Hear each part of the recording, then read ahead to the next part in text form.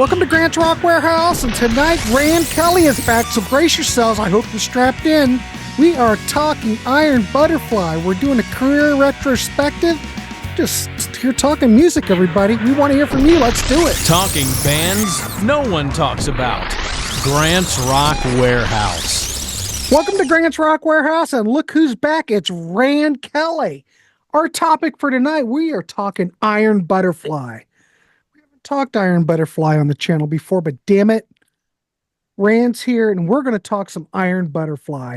And the whole goal of this show is to turn you on to stuff, and we're just going to do. I've got that. Yours is still sealed, though. What's up with that? No, it isn't. No, what I do is I just cut the edge off and then leave it covered for protection. He's such a show off, ladies and I gentlemen. do that with a lot of my box sets.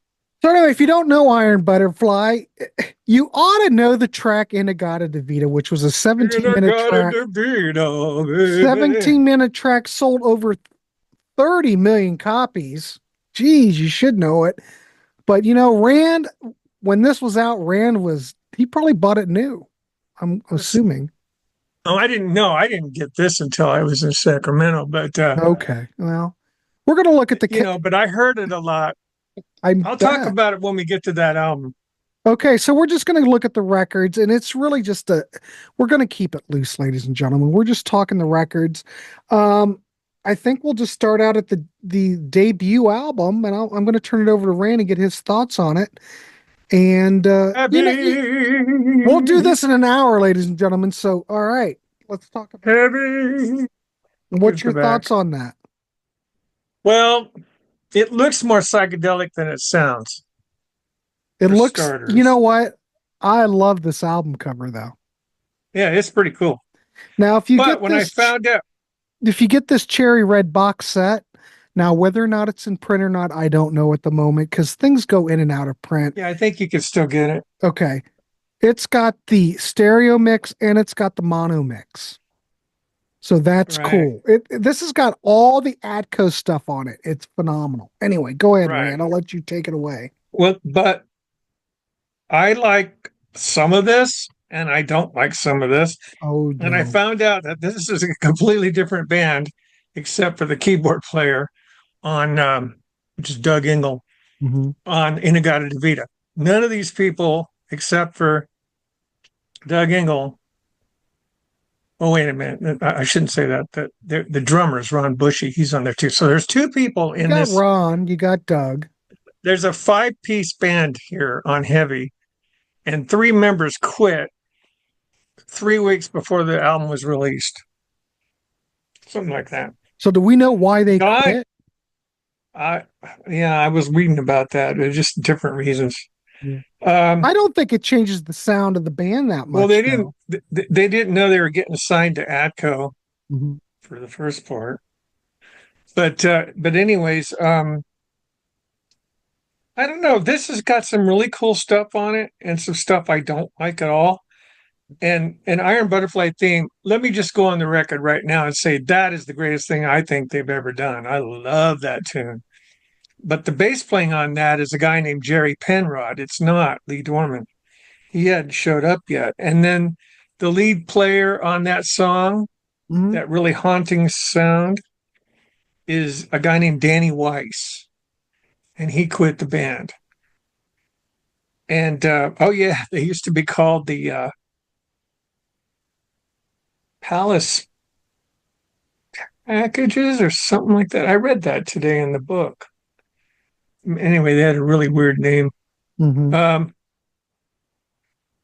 There's some different names, but anyways, I'm kind of losing it here. But the song "Possession," it's pretty cool. Doug Engel's got a really good voice for his age. I think he was like 20 or something. He's a great keyboard player. Rand, he's very distinctive, and his keyboard. The way he plays, well, he's playing a lot of Vox Continental organ, but he's very distinct. I mean, when I hear him, at least on this stuff, and like the second record In-A-Gadda-Da-Vida, it just seems like Well, doesn't you've got to have Doug in there because if you don't have Doug, It's the voice of Iron Butterfly. he's the It's like the voice same Iron people who Butterfly. go, John Anderson was the voice of Yes. Well, Yeah. obviously, yeah. But I met Doug Engel. I'll talk about that later. But anyways, his voice is just for at the time in '68, where so many people weren't sounding majestic tenor. There were very few people that were doing that, and he sounds more like Tom Jones and Engelbert Humperdinck than he does like say David Bowie or I don't know, Sonny Bono or somebody like that back in those The days. fact that you mentioned Sonny Bono, I'm going to give you a gold star. He does well because he doesn't sound like Sonny I Bono, but guess that's that's funny. so we don't have a pot. Have you ever heard the the first solo album from Sonny Bono? Interviews. I Have don't you heard know. that? I'm not sure. It's a good record. I liked Sonny and Cher. I was a fan. I never bought anything by him, I don't think. They were on the radio so much you didn't need to. Right. So anyway, the first song is And you Possession. like that?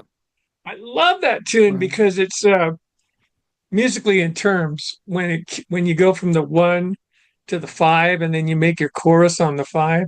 That's Mhm. like what I did on No Easy Access. I did the same thing on that song in a different sound though. But anyway, that one's a really cool song, and it's about how love can turn into possession Oh, of your girlfriend, or the girlfriend's turning into possessing the boyfriend, something mhm. like that. It's a Right. serious sounding song. It's got a lot of cool sound to it. But it also has the Iron Butterfly theme on it. Well, I'm talking about that song. The theme I is on the know. very end. Wow. But But yeah, but anyways, it's iconic. it is iconic. And Unconscious Power is pretty cool. That's sort of psychedelic. Get Out of My Life, Woman. They didn't write that. That was written by Alan Toussaint. Gentle as It May Seem is pretty cool. You Can't Win is really good. They would end up doing that live with the new band, like with Eric Braun and the other band, the Hmm. third version of the band. I think Solo is one of the coolest songs on there. It's got a lot of intricate guitar playing on it that's really neat. Um, yeah, it's, let's go. Do do do do do do do do do do do do do do. That's really cool. And then Look for the Sun. There's a lot of sun on here. They got two songs that have the name Sun. Fields of Sun is okay. Stamped Ideas is a really weird song, rock and roller. Iron Butterfly Theme is, to me, is just the gem of the album. I 100%. mean, and the guitar player is not the only one doing it. There, Doug Engel is doing a voice over the guitar at the same note. You probably don't want me to try it, but No, I don't need you to sing it. We'll trust you on this, Rand. No, no, no, no, no, no. Don't. Don't. anyways, We're very trying to track haunting. viewers, not It offend mixes viewers. it mixes very well with the guitar. It's kind of Mm. kind of like MIDI. Right. But now let's love that Iron Butterfly theme is so cool. And they always do short versions of it. I mean, all the live versions aren't very long. Mhm. I guess because they couldn't figure out a way to stretch out. Well, there's a live version on this box set. Well, what do you Iron think of the damn thing? Oh Iron yeah, Butterfly that one. Fillmore, 68. Yeah, and I found one on Amazon that's Iron Butterfly Copenhagen 1971, Hmm. and they were touring with Yes, and Yes came out at the end of the set and jammed with them. It was with Tony Kaye and Bill Bruford and Yeah, Steve this Howe. show's got like the afternoon show and the evening show on one CD. Now, I don't all I've got this box set. I don't know if this was released separately. It may be. But I will say this, the Cherry Red Esoteric box set is Yeah, I'm fabulous. glad I bought it. I don't think I've even played that. Really? Oh, Rand, do yourself a Well, favor. when I started studying for this, I just did the studio albums, but I did a little bit of live album actually. Um, the next, oh, wait a minute. What? What do you think of it? I think it's great. It's if I was going to rank this record, It's my number two. I think Really? it, yeah, hell, I think it's great. Really? That's 100%. interesting. Yeah. Well, Well, you and I I are on think you, different spec. This is good though, right? We don't have to agree on everything. well, there's other albums that I like better, but What are you rating it? What are you rating it? out of 10, what are you rating it out of 10? I'm giving it a 7.5. I think that's fair. I think I would give, well, I've got a number one and it's got to be the number one, but we haven't gotten there yet. Right. We're almost there. 7.5, I think I could give this, oh, I think I would be comfortable giving it a solid 8, maybe an Yeah. 8.5. I Well, know it's not the classic lineup, so to speak, but I think the whole album works really well. I like the production. I like the mono mix of it. I like the stereo mix. I like it that we have both mixes on here. I mean, if you're a completist, you like Iron Butterfly, G, Mini Christmas, do yourself a favor. Go to Esoteric, go to Cherry Red, and get this box set. yeah, that's worth getting. But the thing that irritated me when I found out that that's not Eric Braun on Iron Butterfly theme, it's Danny Weiss. And Well, that's fine. Eric Braun joins the band. Yeah, that's the classic lineup. But Eric Braun joins Right. the band on In-A-Gadda-Da-Vida. Now check this out. You've seen the cover for In-A-Gadda-Da-Vida, I've right? never seen it before in my life. It's the Fillmore. It's the Fillmore West show West, where who was opening for them that night? I forgot. uh, The Doors, I think. hmm, They were that I opening for the don't, you Doors. know what? I don't I know. read it today, and everything I read, I just forgot completely. But anyway, check this out. Can you see this? I don't know if you can see this. Is that the Rhino reissue? Yeah. Yeah. Do you have that? Nope. The Rhino reissue? I've got the esoteric CD. I I don't need think that. I think the reason it didn't work is because see, this has a frosty kind of case. See? It's got the same kind of thing where the Devo case is if you but Yeah. it's yeah. So the here's the deal. It won't move. Look at this. Yeah. It doesn't do anything unless you put it in this thing. Yep. And then that's how it I don't know how rare All this one smoke is and or not. mirrors, Rand. All smoke and mirrors. Isn't it cool though? I mean it's I don't know if Yeah, it's it's working. fine. I I think can't that tell. but I do think that the esoteric CD sounds better than that. Okay, so here's a whole different band kind of, because you got now Danny Weiss and the other guitar player, Daryl Deloach, Mhm. they're both gone. So then you got Eric Braun at 17 years old. He joins the band. Now, how is Amazing. this even possible? It opens up with most anything you want. Wait a minute, have you changed records? Yeah, we're jumping into Oh God, I Vida. can't keep track. There you go. There it is. That's from the Fillmore West show. Isn't that a great light show? But see, Oh, the guys phenomenal. are playing Mosrite guitars, Mosrite, Yes, they are. and I played before. They're nice. They have a great sound. Uh, You familiar with Hallmark guitars? I don't know those ones. All right. But anyways, I was going to say about Mosrite that the I guy's name was Semi Mosley. I have a story about Simi Mosley. Okay. Well, anyways, how did his guitars get popular in Iron Butterfly? Nowhere else except for the Ventures. And then all of a sudden, Fender and Gibson just took over as the greatest Because companies. well, you know how Fender took over is because of Jimi Hendrix playing the Strat. Before that, Yeah, that probably Fender had a lot to almost do with it. discontinued the Strat because Oh, it really? didn't sell. No, I didn't know that. everybody was buying Jaguars and Jazzmasters I was glad to until get mine. Hendrix, and then that's the only reason they almost discontinued it. Okay. So, anyways, most anything you want is the opening number on the new lineup. This is the first time anybody's ever heard Eric Braun, Mhm. even though I thought I was listening to Eric Braun, but that was just me, I guess. So But anyways, This is a pop album on side one. It's pop psychedelic, popadelic. Yeah, I Just guess. anything that you want, go. But his voice, like we were saying before, very majestic tenor. Yeah. Yeah, Hmm. great stuff. And I like that tune, Most Anything You Want. I think it's great. Flowers and Beads got a lot of crap from a lot of people, but I still think it's a great song. Well, what do you mean it got a lot of crap from people? For what reason? Flowers and beads are one thing. It almost sounds It's like 1968.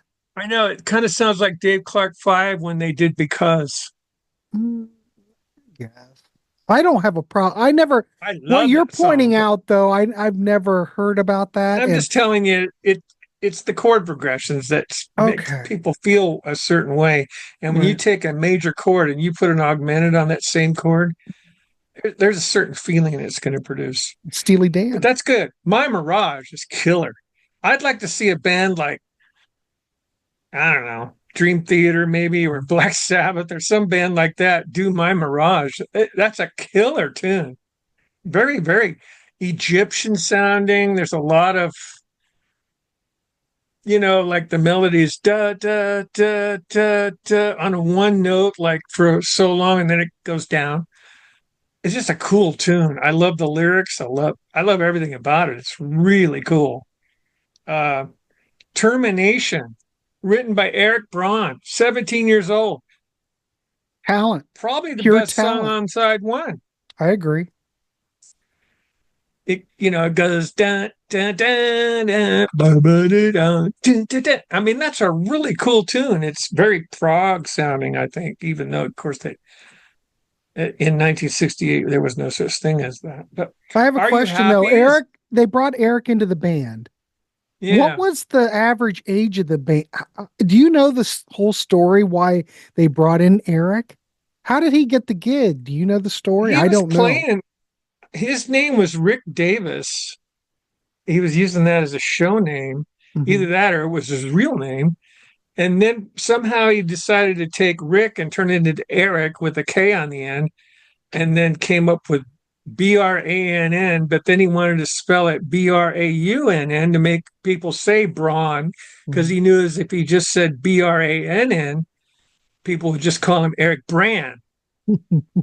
Right. See what I'm saying? And he Uh-huh. wanted it to sound like Eric Braun. It just sounded more, I don't know. But when you're 17 years old, how are you thinking like this? And why aren't you Um, in high school? I mean, it was just well, unbelievable what maybe was going on. I graduated when I But was Atlantic 17. was Maybe he like, yeah, graduated. sure.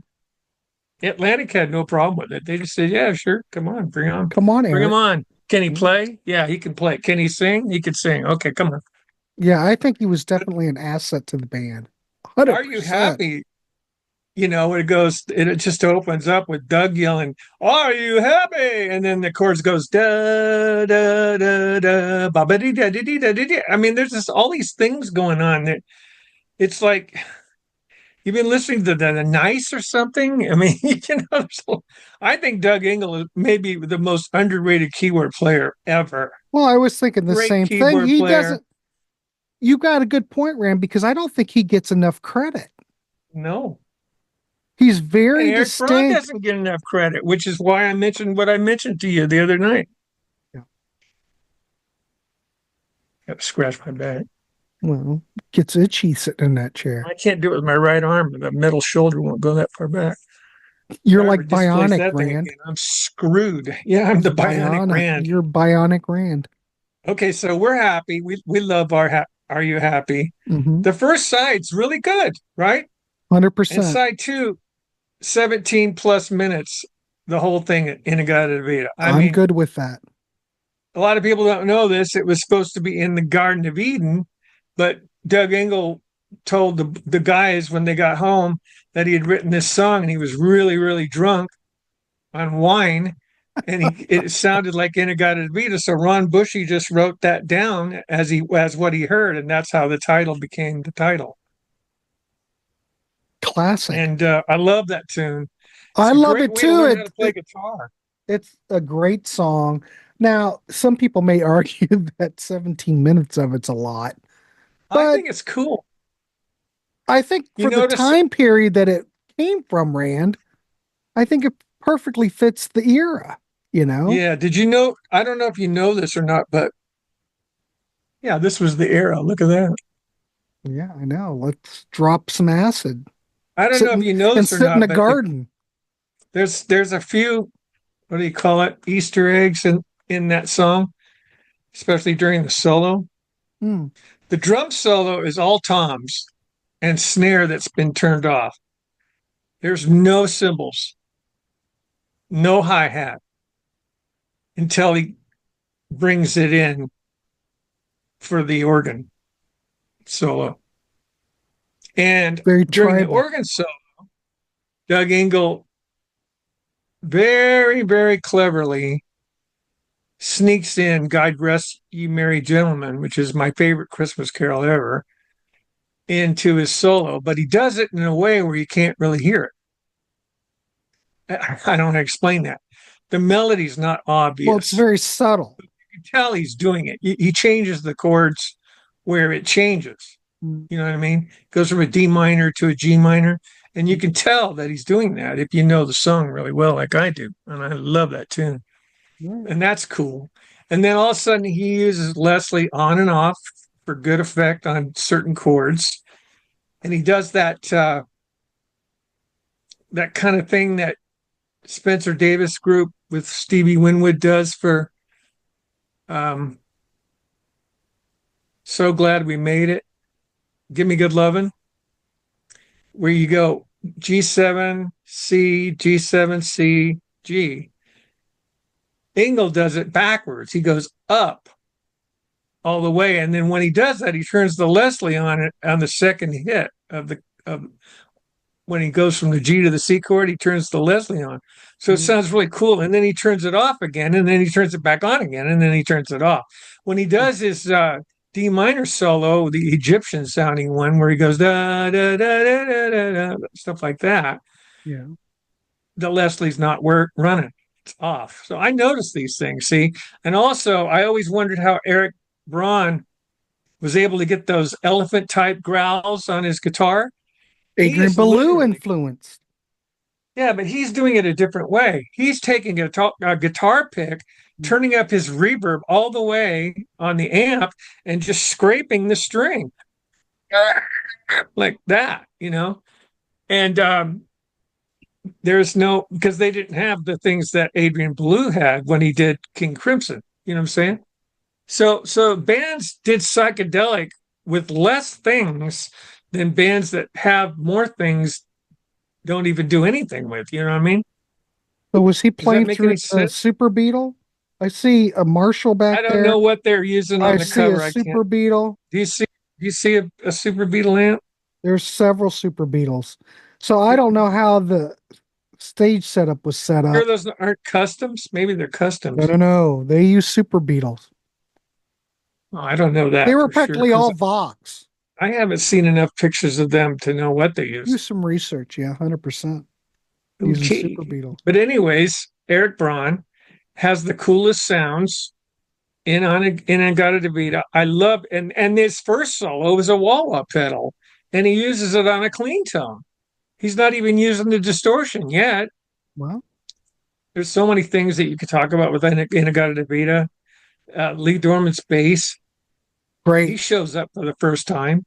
This is the Mhm. first time we hear Lee Dorman, and he sounds great. He sounds way different than Jerry Penrod. Well, he's Jerry Penrod on Heavy has that really beefy bass, but it has absolutely no character to it. You don't you mean hear like he's anything using like other a than Gibson EBO or something? Something like that's what I'm that. talking about, Right. or a Fender Precision maybe. But Mhm. you turn the tone all the way down and you use the neck pickup or whatever. But anyways, Lee Dorman comes in with his Maserati bass and he is kicking ass. So you can hear the tone. He Yeah. sounds really good on it. He's a very good player too. Yeah. Okay, so and then the opening arpeggio. So there's a 2 minute 38 second single Jesus. Of that's the absolutely frustrating. There's Well, I absolutely no think for a solo. single though, Yeah. I think the edit was I think well, in some ways, I think that I hate to say it, but the single edit might be superior. It keeps the song moving, and you can totally hear this as a single. Where you hear the 17-minute version, you're going, well, kind of meanders a lot. But I don't have a problem, Rand. I do not have a I don't problem with have a the problem with single edit. meandering. Yes, well, you like Let me prog, tell you a story. I probably said this before, but I don't think anybody will know. probably not. In Eureka, California, on a AM radio station for a while, on Saturday evening, it was 12, so it would be Sunday morning. Okay. They would do this thing called psychedelic rock hour or something like that. They opened every night, every Saturday with In-A-Gadda-Da-Vida, long version. Hmm. So the show itself only lasted, what, 40 minutes? Then take out the commercials. So you can see how many songs you could play. Yeah. But this guy that was doing this, and I don't know who he was, he, he was playing this song at the start of every show. It was amazing. Well, that's pretty AM cool. radio. I mean, think about that. I And can't then that imagine. station turned into a country western station. But, anyways, moving along. Yes, So, sir. this is so successful, this album. So, they wanted to make another one. And it's called Ball. Oh, I forgot to rate it. And I Well, got what a would you video. rate it? 10. I'm gonna go. I don't think.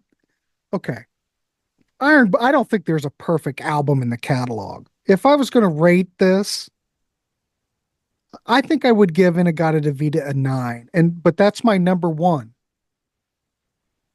Well, if I up and thought about this, if they would have put Iron Butterfly theme on In-A-Gadda-Da-Vida and had Okay, Eric okay, solo, yeah, you got a 10. But 10. I'm still going to give it a 10 because there's nothing better than that, I don't All think. right. I think it is I think, their peak. I I think think it Ball's is good. their. I think that is their. If you get one album from Iron Butterfly, though there are other albums, there's another album I really like quite a bit. You have to have In-A-Gadda-Da-Vida. There is no sophomore slump on Yeah. this record. This is where everything comes together. You get that classic lineup. This really brings Iron Butterfly Yeah. to the Absolutely. front of the stage. Let's say that. So, Absolutely. but what's your And thoughts on Ball? Ball, it took me a little while to get into Ball, but I remember I heard Soul Experience on the radio. It was a single. Okay. That's a really cool tune. In the Time of Our Lives is really creepy. It's got a lot of weird chords. Lonely Boy, I don't really like much. Real Fright is killer. That's the one where Lee Dorman's bass, like da da da da da da da da da da da. It's just got this weird kind of just strange. It's a very progressive song. Yeah. In the Crowds, not a big fan. It Must Be Love. I don't remember anything about it. Her favorite style is really cool. You talk about an adventurous, progressive rock tune. That's really good. Filled with Fear is really good. Bell the Beast is really good. I mean, I like this a lot. Then there's another song on here that apparently I forgot to listen to called I Can't Help But Deceive You, Little Girl, to Be Alone. There's another one. Those are two that didn't make the album. I don't even think I listened to those because, like when you do these things, You were just listening to the regular record. well, that's what I'm saying. What's the point of listening to the bonus tracks if they weren't even on the album? I mean, who has that? Well, the thing is, if you love Iron Butterfly and you're completist, having this esoteric box set is just like Oh, yeah. a gift from God. Well, I You know give the what I mean? box set a 10. Oh, box set. I'll give it 11. Absolutely. Same with this one. Please go to 11. The Rascals box set that Oh, came yeah, out. those guys. How can I be sure? Yeah, but this is all the Atco stuff. Phenomenal. And it's got the stereo mono mixes. They're sure Bell the Beast. Bell the Beast is the only one that was written solely by Eric Braun. That's a really cool I'm going to tune. say the kid. Kid's very It's- talented. This is a psychedelic album. Yes. I mean, so is In-A-Gadda-Da-Vida, but side one ain't that psychedelic. This is, I believe, because Right. in the time of our lives, they started out. This is a perfect segue. Oh, uh, I'm going to give this an 8.5.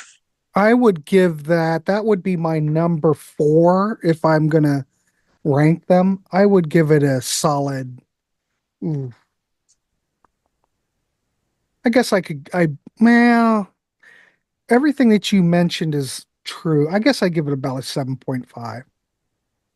So right after that, they released this Well, Iron Butterfly Live, and the only yeah. reason I brought it up is because they open within the time of our lives, and then they do Filled with Fear, Soul Experience, Mhm. and You Can't Win from Heavy. So this is the first time that we get to hear Eric Braun do guitar on a song that he didn't even record, Yeah. which is really cool. And again, their live version of In-A-Gadda-Da-Vida is just off the charts. I love this album. It's just we're not talking about it. I No, don't have to we're rate it. pretend you never mentioned it. Then I never mentioned it, folks. So what happens is they're just sailing along and having a great time, and then all of a sudden, the whole band just completely obliterates with no explanation to the public on what happened or why or Try the anything. drugs. Doug said later he just burned out. He just too much touring, got tired of touring.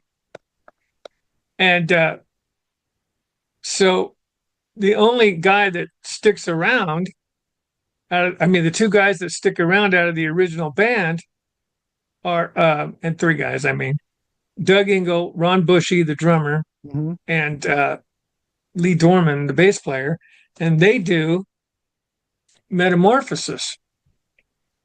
Now, This is a this is great a record. unique album. We were talking before about album covers without writing on the front. Mhm. There's writing on the back. But what I'm saying is, how gutsy are you to do a brand new lineup of a band that's known for In-A-Gadda-Da-Vida with that cover? Have you ever analyzed that cover?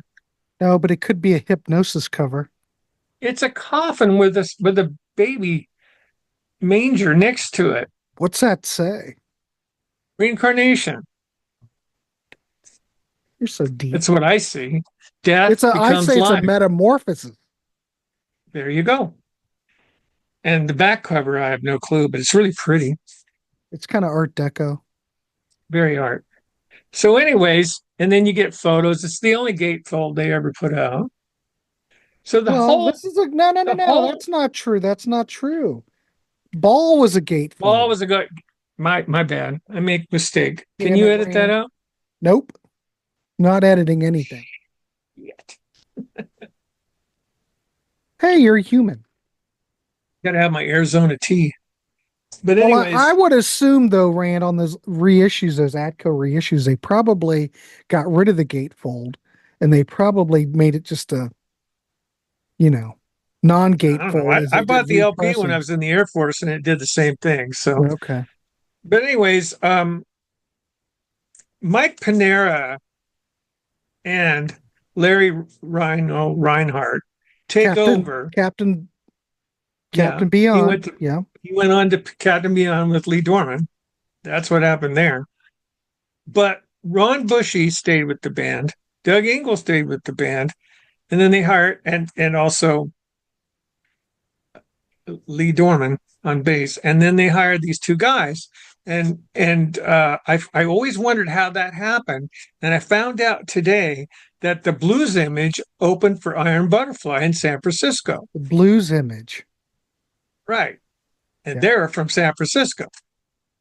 And Mike Panera is the lead singer on Ride Captain Ride. He wrote the song, he sang the song.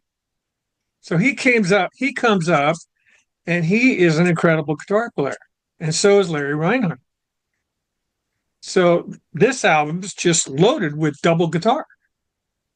Like And there's nothing wrong with that.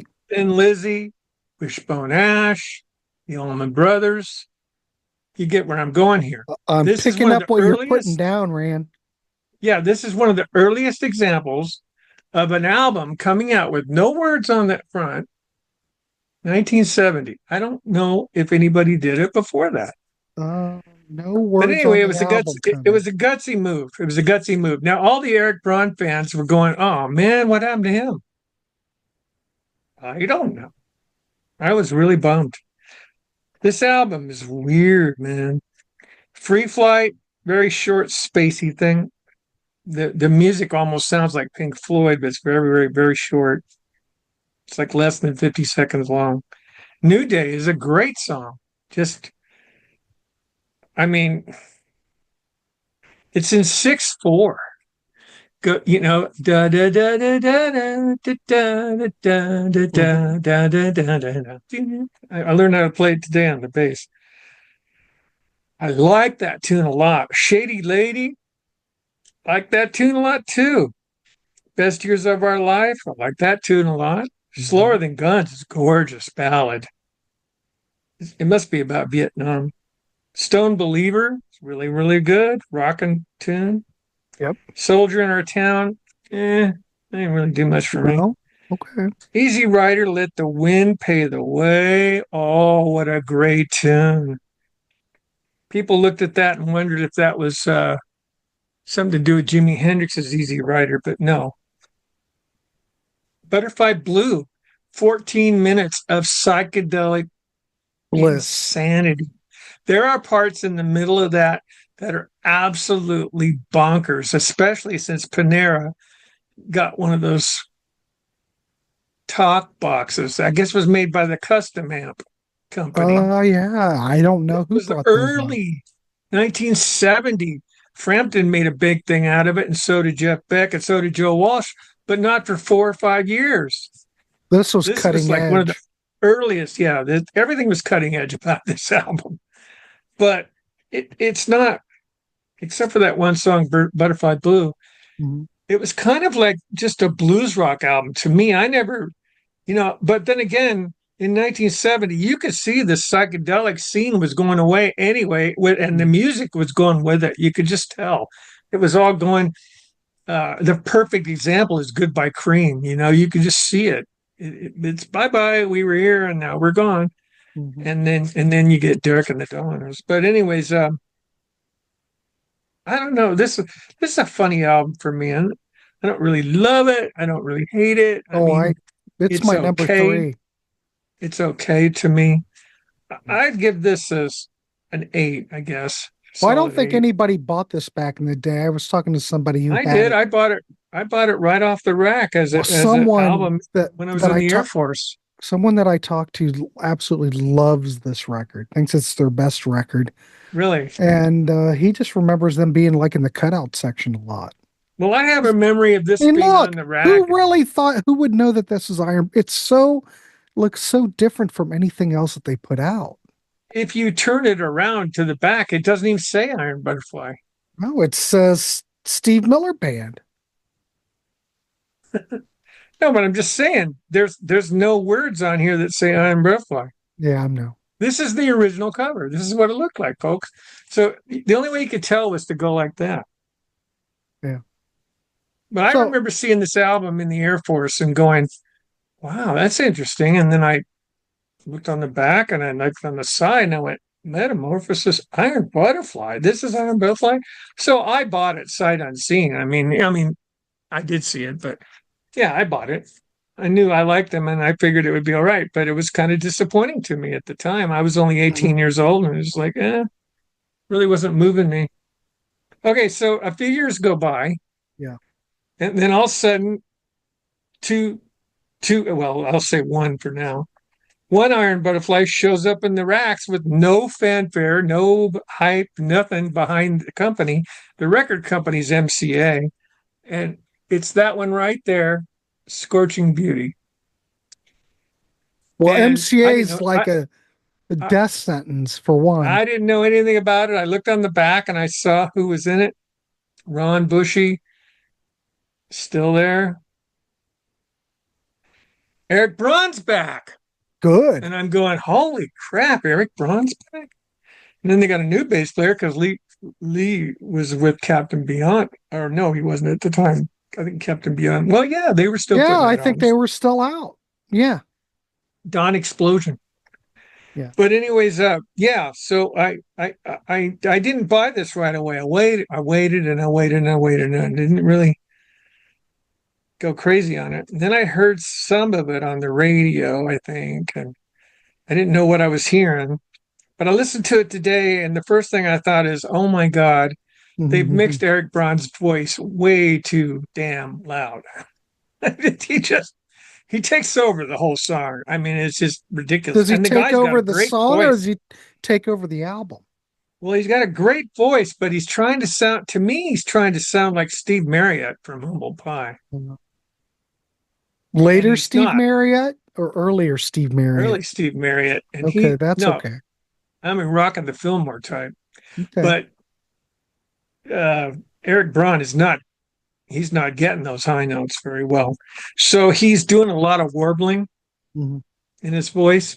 And I thought, dude, just play guitar. Jesus. Play your damn Yeah, nose right. Be Scorching quiet. Beauty is not a very good album. I don't I'm not think even going to it's list all the songs because Eric Braun wrote most of the songs except well, for Pearly Gates but Doug's on who there was too, though, right? Pearly Gates was written by Ron Bushy, the drummer, and John Anderson of Yes. Jesus, And I really? think that's the best song on the album. I really like Pearl So Gates. Pearly why, Gates. um, why do you think that Eric Braun has stepped forward on this record? Is there? It was his idea to put the band back together. He somehow contacted Ron Bushy as he Mhm. found out that see, this is a one and done. This band is full of one and dones. Heavy is a one and done.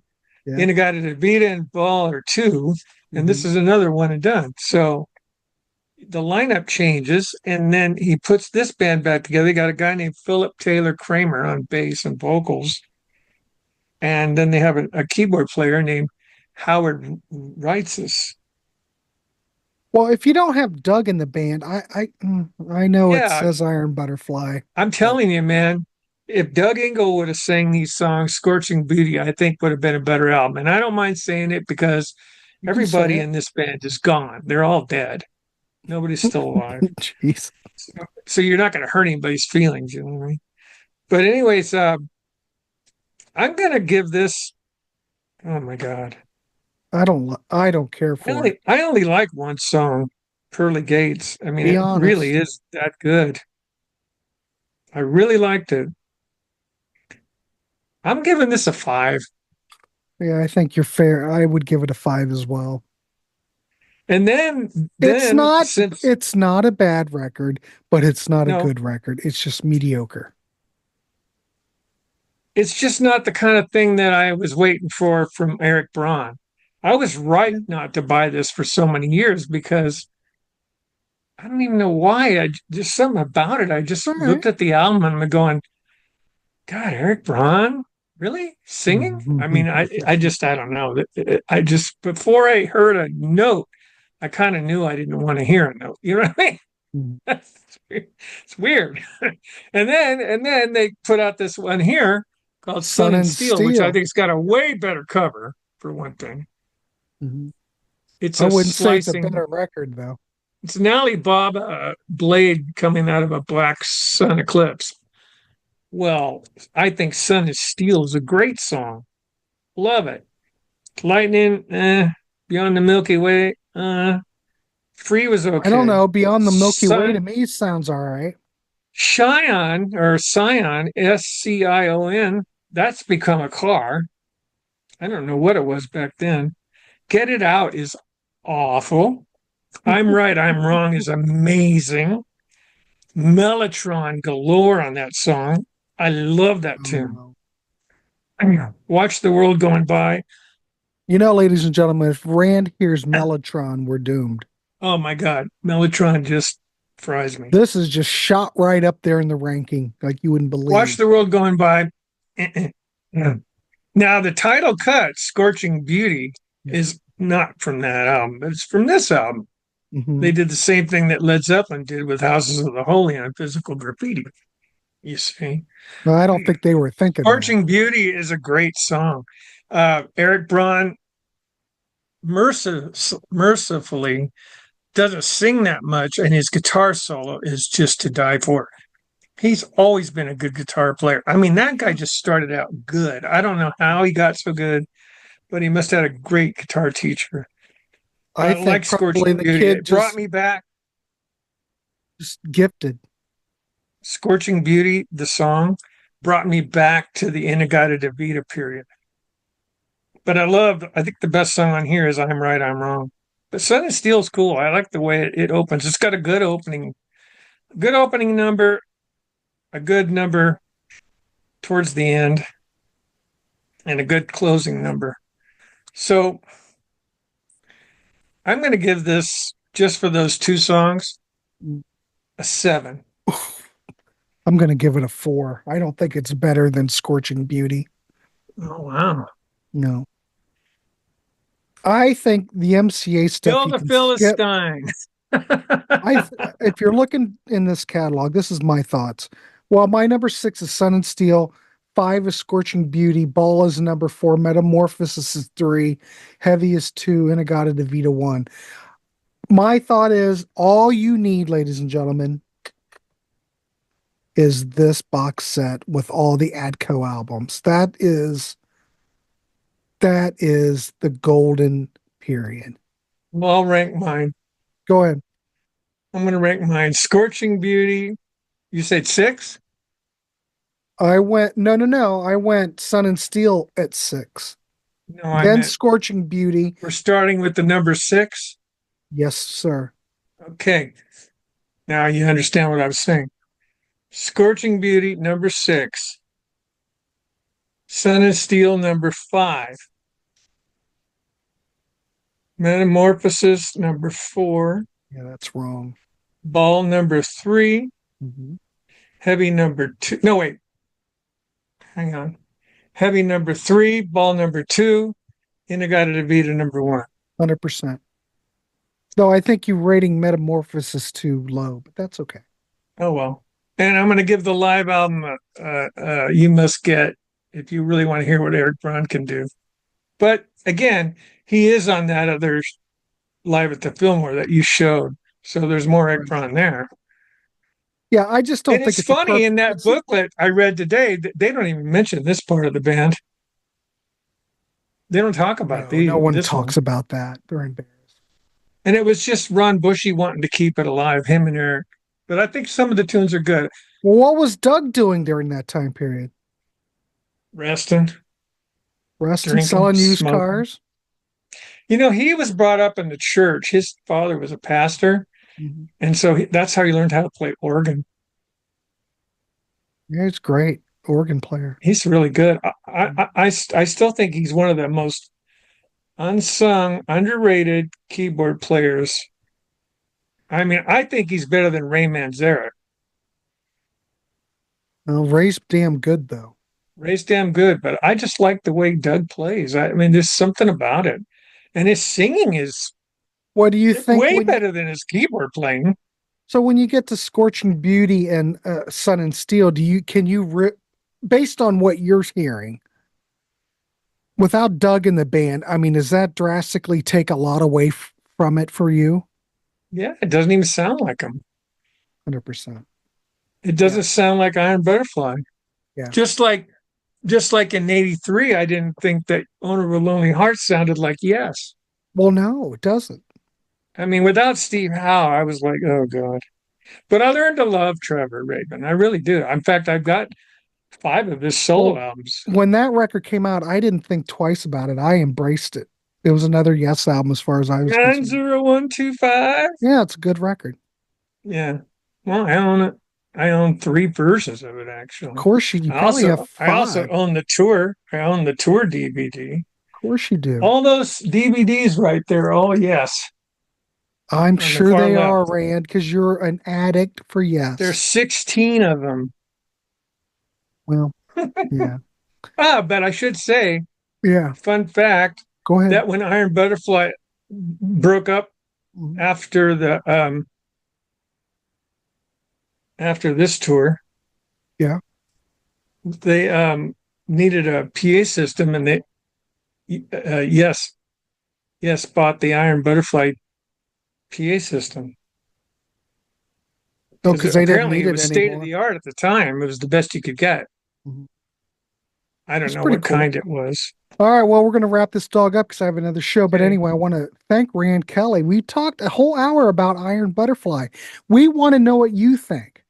Your ranking might be different. This is really a ranking show, but damn it, we ranked them anyway. Me personally, I don't have any use for those MCA albums. But hey, you might. I want to know, and Rand wants to know what you think of this catalog. Can you Please leave a. imagine? Uh, Can you imagine Leonard Skinner and Iron Butterfly touring on the MCA docket? sure. Why not? What a show! Sorry, I didn't mean to interrupt. Oh, No, you're good at it. Shall we tell him what's coming up in a couple of days? I don't even know what's coming up in a couple days. So Argent. okay. Well, We're gonna introduce do it. the What are we catalog doing? of Argent. Hmm. The catalog of I'm Argent. ready. I think we're doing that Thursday night? Wait, Today's Wednesday. no, it's on the 20th.